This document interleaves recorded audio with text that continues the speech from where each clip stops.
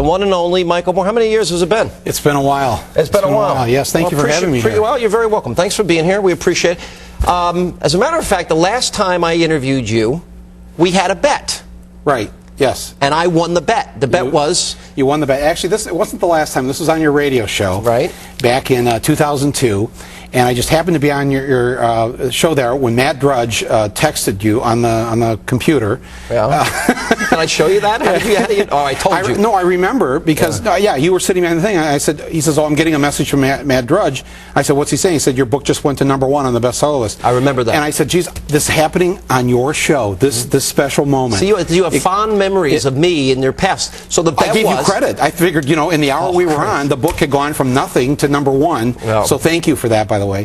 But you have just ruined my credibility. No. You just destroyed my show. But then we got talking, and I said that George W. Bush, he will either have to resign or he'll be impeached by the end of his term.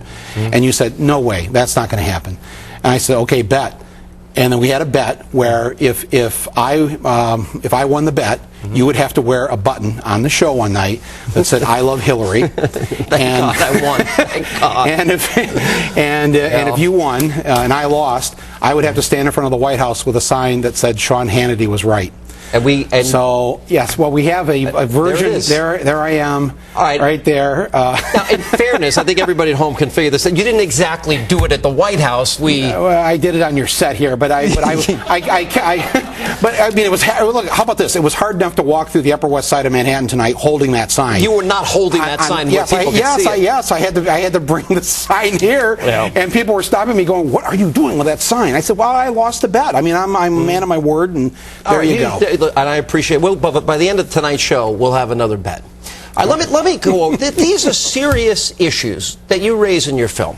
Okay. Yes. And by the way, I went in late. I had a hat. I had a disguise. I didn't want people to see me sneaking in, and I snuck out early. Okay. Good. So you bought a ticket for Zombieland and then snuck into the other theater. Kind of like that. Yeah. Kind of something like that. Right. And I want a refund before you leave here tonight. All right. No, but in all seriousness, look, you're a talented movie maker. You have a left-wing point of view. You don't apologize for it. I'm going to give you credit for that. Right. Because I think you're an unapologetic socialist, however you want to describe yourself. Fair? Christian. I'm a Christian. Yeah, well, but we have different views on the economic system. Well, no, but I believe in what Jesus said. That so do I. Are you Catholic? I'm Catholic. Really? Did you go to Mass on Sunday? Every Sunday. I went to theology. I studied theology. You went to Mass this past Sunday? I did. Oh, what was the sermon about? You remember the gospel? It was about Michael Moore and No, come on. You didn't go. You didn't go. No, I go every Sunday. Well, so do you remember the gospel this past Sunday? I don't remember the gospel this past Sunday. It was just 2 days ago. I don't remember. I went Saturday night. I went Saturday night. You went I hate to say it, I got there about as late as I went to your movie. So. Right. Well, Jesus was very clear about the rich man is going to have a very hard time getting into heaven. The eye of the needle. That's right. Yeah, that the first will be last and the last will be first. Well, you're rich, so you're going to be last. And we will be. Well, if I don't do good with what blessings I've received on this earth, that's absolutely right. So, but we're going to be judged. You would agree with this by how we treat the least among us. I totally agree. Right. Totally. So I'm very generous, as my wife is, with charity, and I think anybody that's been blessed, and this gets to the heart of, I guess, the debate we're going to have here tonight. And I want to set this up. Look, Fortune magazine, and I don't know what your net worth is. You're a multimillionaire, correct? I would say that. I wouldn't say that. I would say that. I mean, if you count what the value of I got a house in Michigan, I got an apartment here in New York. So, you're a multi-millionaire. So those are worth a lot of money. Okay, you're a multi-millionaire. You travel around. I know for a fact you have chartered Gulfstream 5s, the most expensive private jet in the sky.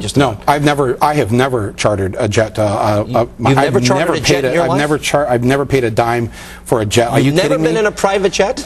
The studio, as you know, they when they send you out on a tour, they sometimes will send you around. Because I was at a tarmac and somebody pointed out and said, "That's Michael Moore's jet" one night, and I tried to wait for you. Because I got a jet. No. They said they didn't say it was yours, but you had chartered. But you're a multi-millionaire. Let me go over the numbers. I'm not a multi-millionaire. I have done well. Obviously, my 3 of the top 6 documentaries of all time grossing are absolutely made by me. So 300 million according to Fortune magazine. Well, not for me. That the studio gets that. Yes, okay, gross. Yes, but you add that. All right, 200 million alone for Fahrenheit 9/11. Yeah, not for me. Yes, for the studio. Not all for you. But not all. Not according to reports, you got 21 million from Disney to direct. Let's just establish that I do well. So what's your point? Well, my point is this, Michael, because I don't have a problem. You seem to want to trash capitalism in this movie. It's total trashing of it, and you do bring up religious quotes, and you do go to religious figures in the movie. See, I did go to see it, and you show video in the movie, et cetera, about families that I have compassion for in this movie. Here's my point. If you really believe this, and you yourself own millions of dollars worth of property, and you make millions of dollars, if you cashed out, you'd be worth millions. You don't even want to admit it. No, I just admitted it. I just said that. Millions. You're a millionaire. I didn't. I said that I have a house in Michigan. I have an apartment here. But you're so stuck on this. I know it upsets you. It doesn't. Why you keep bringing it up? Because my point is that if the capitalist system allowed you to get here. No, it didn't. Yes, it did. You think the capitalist system just opened the door up for me and allowed me to do this? Well, let me give you an example. If you went to Cuba, and we'll get into this in a minute, do you think Fidel Castro would allow you to produce a movie and make millions of dollars trashing his system? Well, I don't know. That's a good question. You'd be killed. Oh, I don't think so. Oh, come on. Are you still following that line? It's not a line. I had a friend of mine whose family was killed by Castro when he came to power. When he came, so what are we now, 40 years ago? Okay, 40 years ago, he's still a murderer. Yeah. What about the murder that's been done in our name in the last decade? You're getting diverted here. No, what do you mean diverted? That's what you don't want to talk about. That's the real issue, isn't it? Not really.